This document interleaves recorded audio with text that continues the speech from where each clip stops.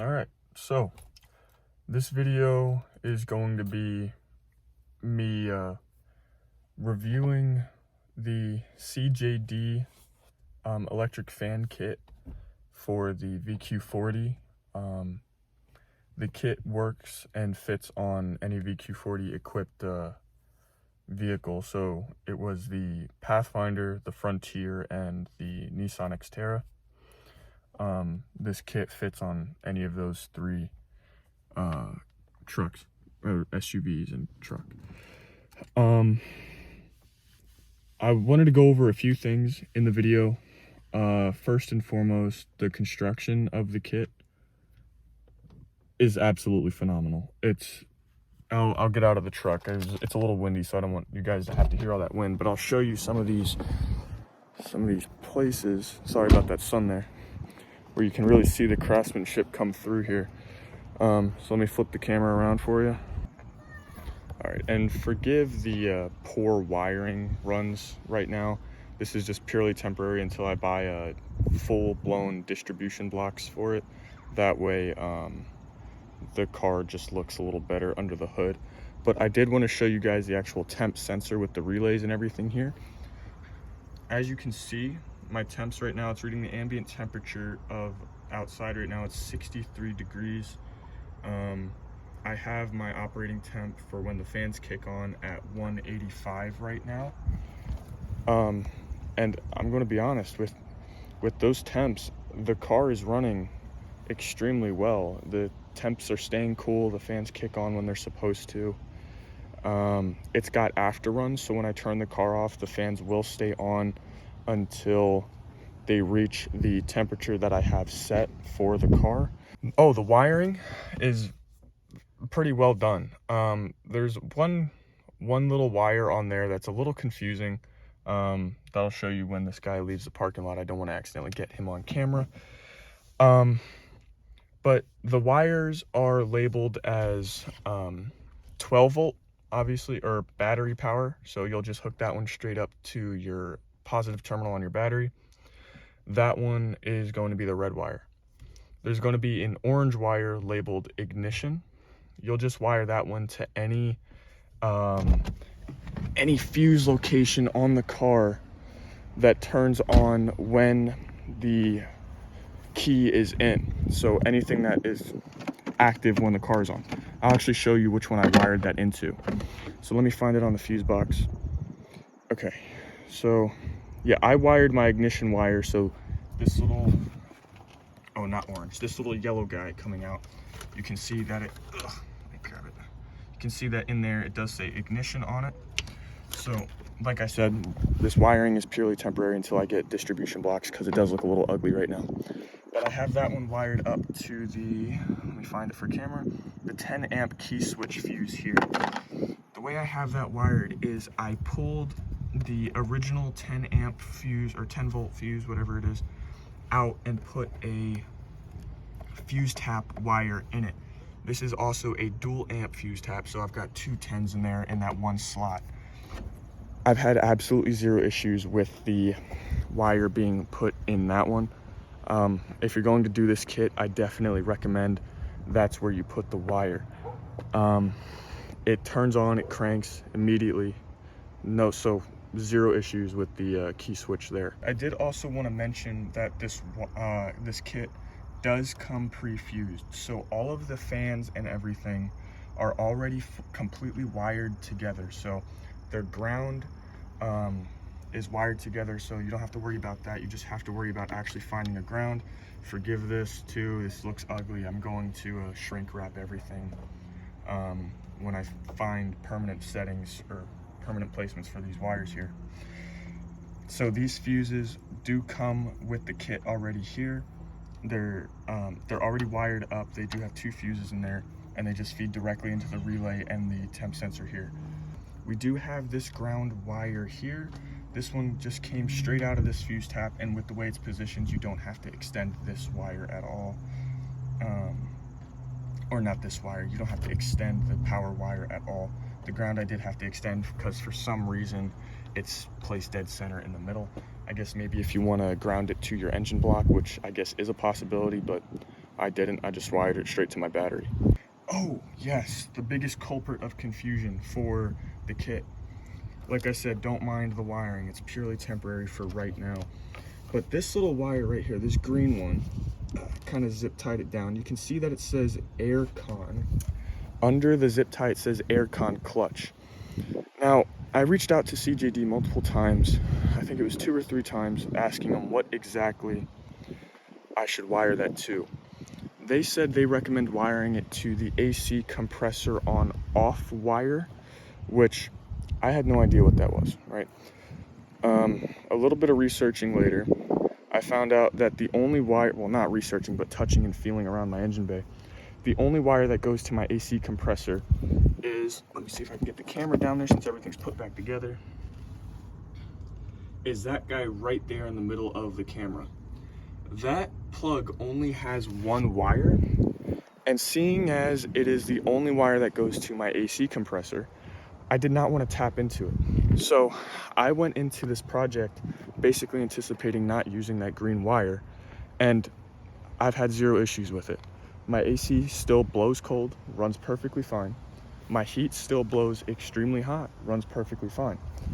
So regarding that wire, I want to say maybe if you're going with an AC delete system, so you're just not going to run an AC condenser or something like that, and maybe if you want to wire that green wire to a switch inside the cabin of your car that you can just manually turn on and on if your temps start to rise.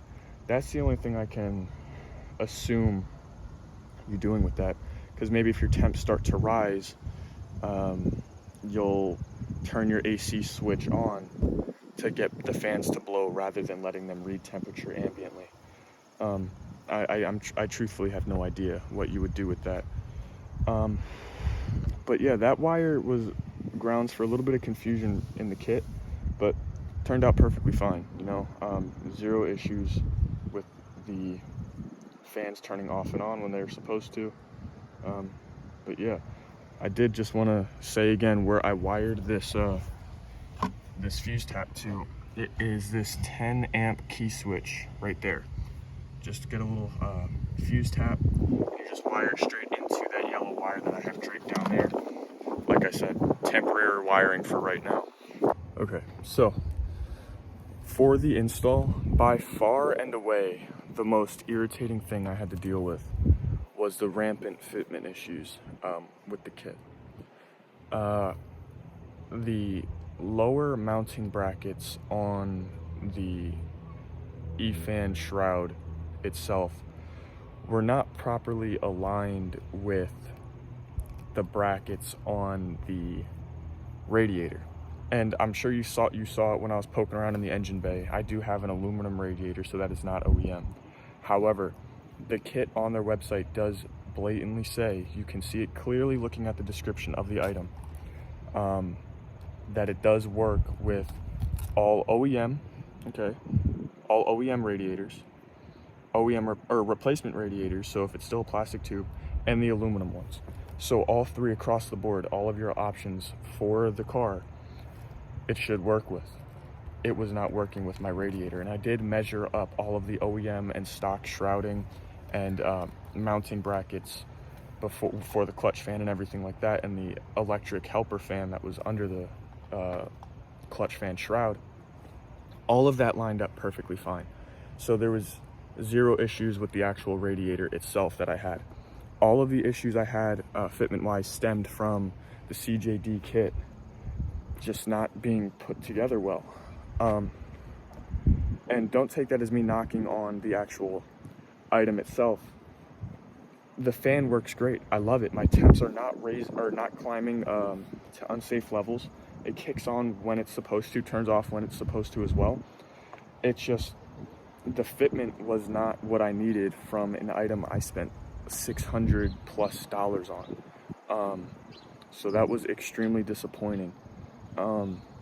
I reached out to CJD, Michael. He is what I presume to be the owner of CJD Racing. I asked them and sent him photos through email of the fitment issues I had. And he got back to me, I want to say a day later, and told me, oh, mind you, this wasn't installed. I pulled my radiator out and laid the shroud on top of it to check fitment.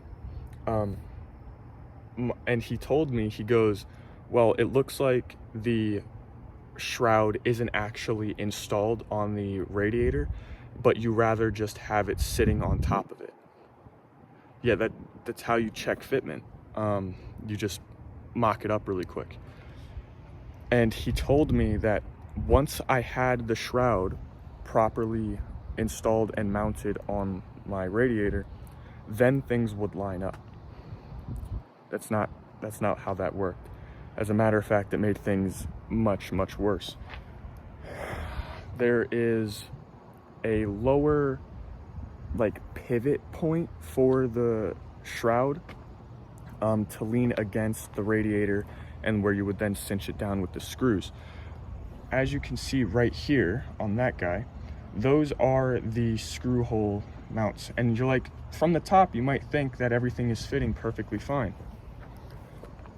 No. I can't get under the car because I put the shields back on, but I'll see if I can stick that camera down there so you guys can get an angle of the bull crap I had to deal with putting this thing together with zero help from the company that made it. All right, so I'm gonna try sticking the camera down here and seeing if I can get a view of it. Oh, maybe just barely. There it is. You can see the bracketry I had to make for this kit, which is supposed to be a complete and utter drop-in and bolt-on. You can see where that bracket is supposed to be sitting. That is where I have that M6 bolt. It's the bracket, the little knob there, is supposed to be sitting inside of that thing. That is not what that is supposed to look like. And you can't really see from this angle. I might have another video I'll pop up on the screen now to show you the insane fitment issues I was having with this thing. As you can see right here, this is a piece of angle iron that I've used to hold in the bracket right there. You can kind of see it to stop it from pushing the E-fan kit out. And as you can see, it still isn't entirely flush against it. I don't think it should cause too much of an issue, but it is there. And it's not nearly as safe. If I gotta come up here and do my oil change again soon, which I should do, it's gonna cause some issues. It could get in the way. So I had to do that on this side. You can see the bolt and the nut and the washer there. Did the same thing on this side. The brackets, when properly lined up on the top, are out of line on the bottom. And when they're properly lined up on the bottom, push the top screw brackets out of line as well. So if I were to properly line up those bottom brackets where they would actually sit in, this screw hole, okay, would be pushed off to about right here. So there's no shot. There's absolutely zero way that this shroud would fit on my radiator. It was just, and I showed that to him. I emailed that to him. I showed him my issue, and he told me, well, it's not installed, so it's user error. What? Mind you, I spent $600 plus. I think it's like $635 or something before tax and shipping on this kit for it to not fit. You know what I mean? That's not good customer service there. And now, I'm not normally one to complain about poor customer service. It's just not my style. Normally I can get by and just chalk it up as somebody having a bad day. But mind you, I've had a few chances to converse back and forth with Michael here.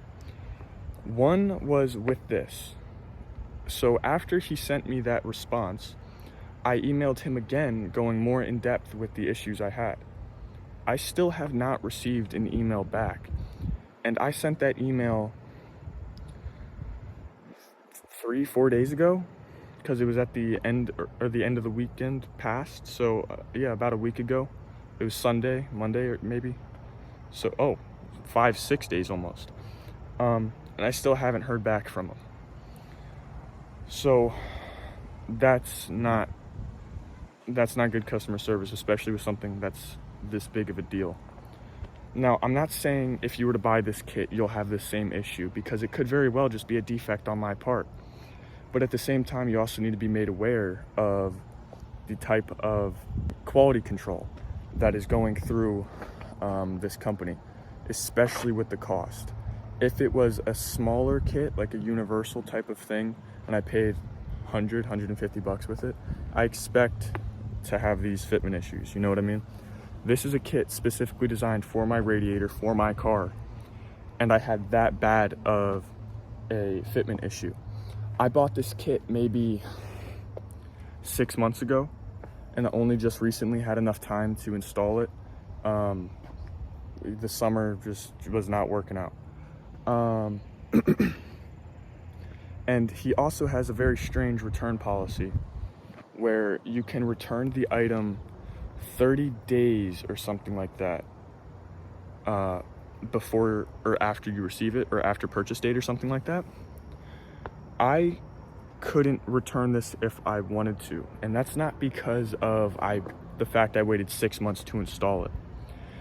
I bought this item and waited almost a month before it shipped to me.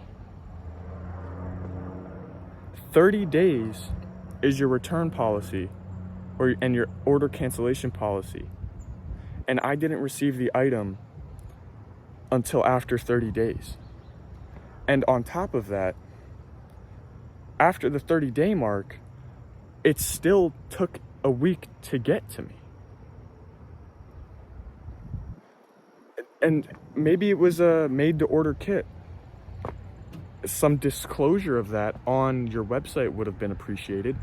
Or maybe your return policy could be updated to warn that most of the items on your website are made to order, and you should adjust your return policy accordingly. I couldn't return this if I wanted to. Now, I don't want to come off as I'm trashing a company for poor product quality and quality control, because it's truthfully not my style. But when I have this bad of a fitment issue with my fan, and you tell me that it's user error despite the bracketry literally not fitting,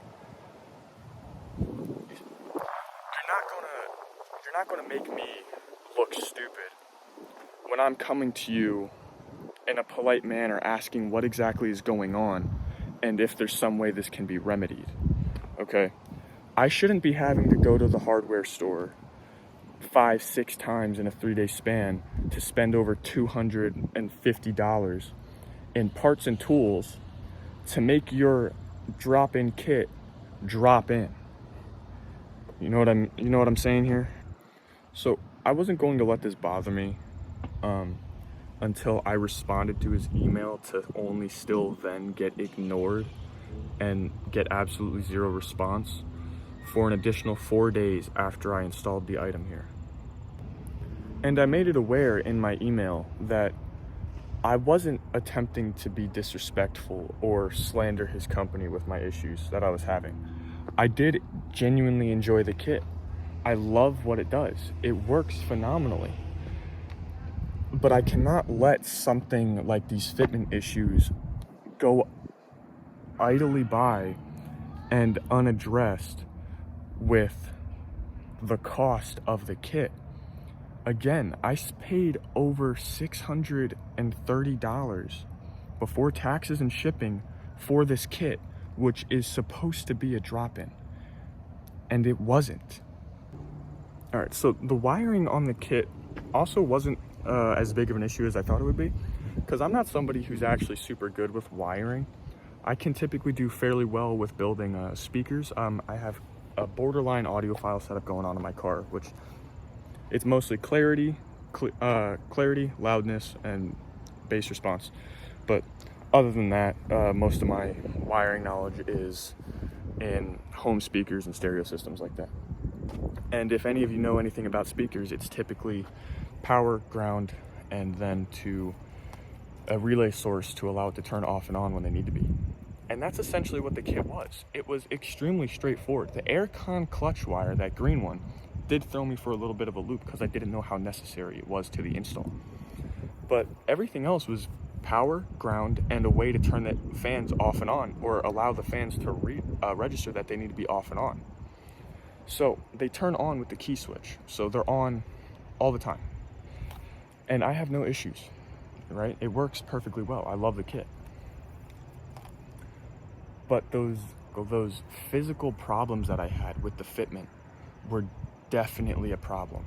It might not be an issue to somebody who has better tooling, or maybe a workshop or a bench that they can drill out rivets with, but I live in an HOA neighborhood. I think the last thing they want is for some kid my age to be in his driveway drilling out rivets and then reinstalling them. But then at the same time, that shouldn't be something I have to worry about with a drop-in kit who is supposed to fit across the entirety of the radiator options for this car. So that is something you need to be aware of. I'm not telling you not to buy the kit. It works well. The temps stay low and it kicks off and on when it has to. But if you are going to buy the kit, I wanted to make you well aware of the issues I faced. Customer service with this company is not the best, right? So that's an issue, especially if you have questions like I did. Secondly, if this is the type of quality control that is going to be on the product that is not cheap, I paid a lot of money for that. You should be well aware of that. Third, the wait time. I waited a month for the item to be made, and then an additional week after it was made to be shipped to me, and then a few days after it was shipped to me to actually receive the item. All of which were outside of the return policy. I didn't have the radiator by the time the E-fan kit got to me, so I couldn't test fit anything. When I did get the radiator, I test fit it and saw insane issues with fitment. That throws me for a loop because now I'm outside of my return policy, and now I have customer service who doesn't want to help me or give me possible options on what I could do. There's no, oh, we'll send this one back to us, we'll send you a new kit. Nothing like that was said, okay? And there were no alternatives or options that were made. I was told, you're doing something wrong. Excuse me? Everything on the radiator fit on the new radiator. There's something wrong with your kit.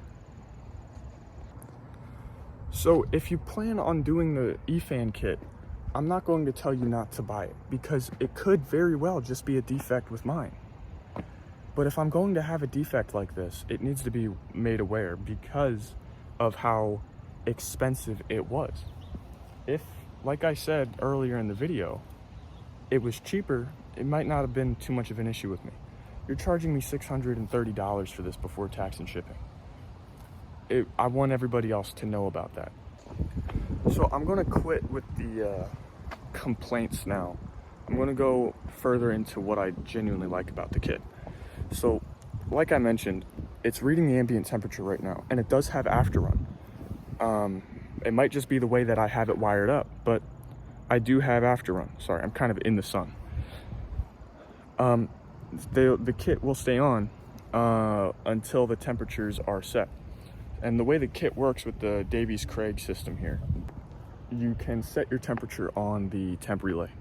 So I have mine set to 185 right now, which is the lowest operating temperature for the car. I could probably raise it a little higher right now, but I do have a Mishimoto low temp thermostat that opens up at 155 degrees. So the way this fan system works is when you reach those temperatures, or reach that operating temp, the fans will kick on. The fans will stay on and continue to run until you are 10 degrees below your set temp. So that's why I think I could possibly go a little higher. And if your fans at any point register that your kit has climbed above that temperature, even when the car is not running, it will kick on to turn it off. Doesn't sound like that bad of a deal. Now, the issue that I'm having is with the way it is wired, it puts the fuses, let me see if I can get you on camera there. It puts the fuses right there on this radiator hose. That was a little weird, right? I didn't think much of it until I test fit it and saw that these fuses, if I were to put the pivot brackets on the bottom half of the shroud in properly, it would push, one, the screws out of alignment, and the fuses in front of the radiator inlet. So that was a little weird, but that issue went away when I had to make my own bracketry. The kits work great. The car starts up perfectly fine. It seems quieter, and I feel like I did pick up a little bit of power, whether that be because there's less rotational mass, so the engine has to work less hard to get to the same RPM, or it's allowing the car to reach those RPMs faster to allow me to feel like I'm getting a little more power out of it. Either way is a plus side. You know, with a car with this limited of an aftermarket, any little gain I can get is well appreciated. That's why I love the kit. I feel like I got a little power out of it, and my temps are remaining cool. It's a win-win. So I'm gonna start the car right now. I'm not sure how well it'll come up on camera, but if you have one of these cars, you can understand just how loud the startup is with that clutch fan, with the amount of air it has to move immediately. But I'm just gonna start it up so you can hear, and since it is a little windy as well, here in Pennsylvania, it might not come up well on camera, but I can justify the car is definitely quieter. And now I do also have an exhaust on this car. It's just a Flowmaster Super 44. You might have seen it on a few of my shorts on my startups. I'll let you hear that real quick as well. Sounds pretty good, pretty beefy. Yeah, let me go to the front of the engine here.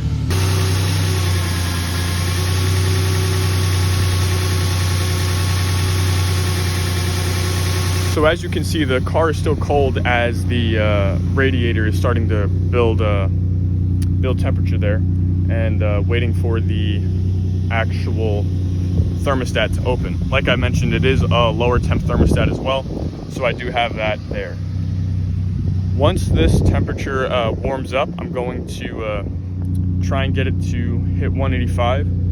Maybe rev it out a little bit, maybe take it for a quick drive and go to another parking lot so you guys can actually see it running. All right, so the car is still warming up.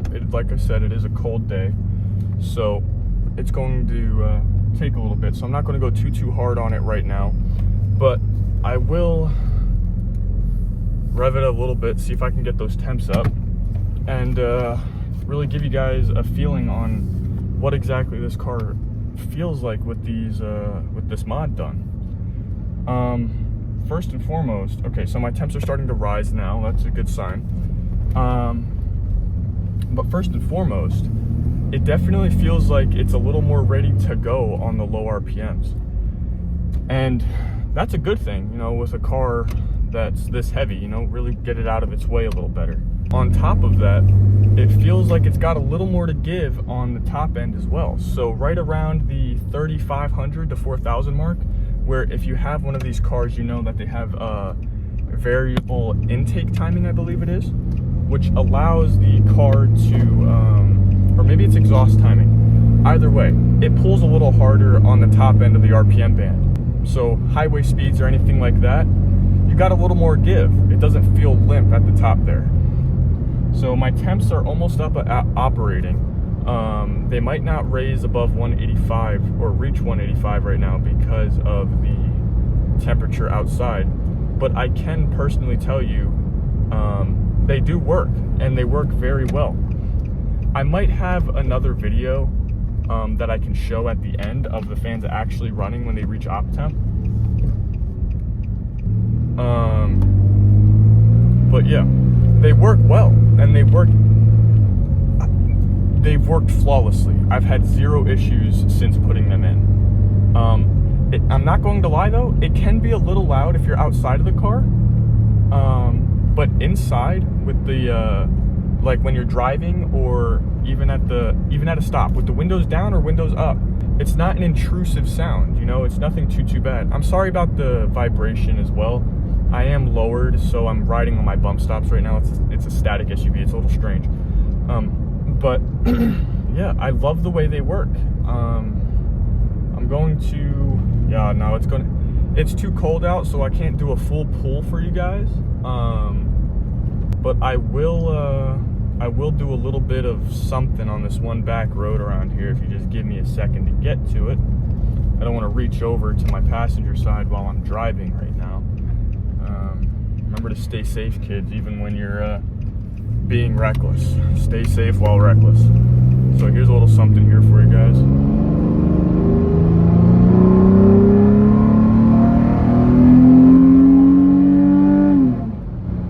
Okay.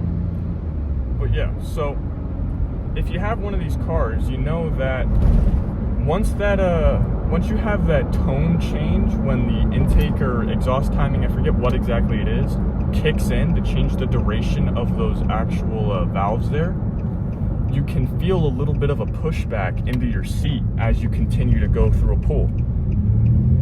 It feels more pronounced now with the E-fan kit as well, because the engine has less mass to move with that clutch fan being gone.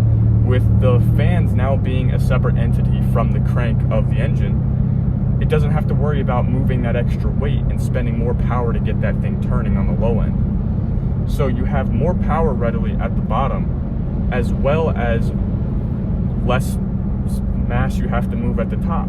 It's a win-win. I freaking love this kit. But those fitment issues, man, they irritated the crap out of me. And you saw the bracketry I had to do. It's not... I did that in my driveway with a Sawzall and a cheapy, plasticky little freaking bench vise thing that it's supposed to go into to hold it in place so I could cut it. It was a mess. It was insane. But it worked, and the kit is in. It certainly doesn't look pretty, and it probably won't, since CJD doesn't seem to be interested in helping me with this issue. But aside from the customer service issues I had, I can tell you that the kit works. It works phenomenally. As long as you don't have the issue I did with fitment, if you're not even as slightly tooled as I am with, my dad's an old gearhead. He worked on a bunch of DSM junk. He ripped these engines apart in like less than 15 minutes. Dude was insane. So he knows his way around crappy parts, right? I didn't. So I had someone like that. If you're on my skill level, have a little more than 2 to 3 days, okay? Because it's not going to be a one-day job. With the fitment issues, it wasn't a two-day job. It was 3 days, mostly because of the time I had to take to make this bracketry in a somewhat pretty manner. But yeah, the kit works phenomenally. It really is probably one of my favorite purchases I've done. If you buy the kit, be aware of the fitment issues that you might have. Again, I'm not going to say it's on all of the kits. It was certainly on mine. So there's that. I'm going to get out of the car and see if I can get the fans to kick on for you guys so you can see them, or I'll just show you that other video. So as you can see, even after that small pull I did, my temps are still only at 160, which could probably be attributed to the low temp thermostat, as well as the aluminum radiator. There's less heat soak with the plastic tubing that was on the OEM one, so have less of an issue there. But yeah, you know, I'll show you guys that clip of the fans working, and I'll get back to you.